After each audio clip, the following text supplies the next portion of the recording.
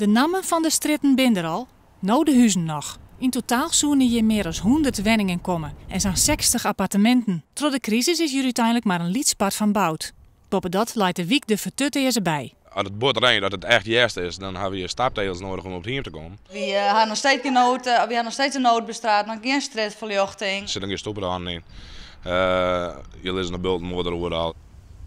We hopen gewoon op een gezellig, leuke nieuwe buurt, een leuke buurten en alles mooi volbouwd, gezellig. Hè, voordat het een later band komen zo, nou ja, die ben er dus niet mensen komen.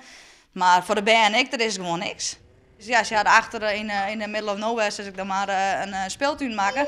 Maar je sleden eromheen, dus dat is ook net een optie om daar de band in te leiden.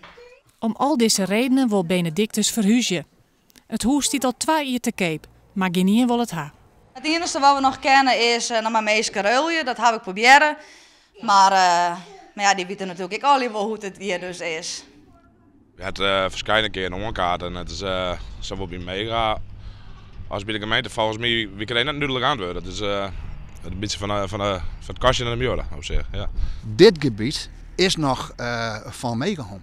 Dat is net openbaar, dat is hun gebied. En daarom leidt die neetbestrating er in. Zodra fase 1 of de wenten verkocht binnen, dan gaat het oer naar de gemeente toe en dan wordt dat omgepakt. Dat is het vervelende. Maar omdat er geen wenten verkocht worden, ja, kom je in die situatie zitten. In mijn eigen kan het net zo wijzen dat we daar de dupe worden.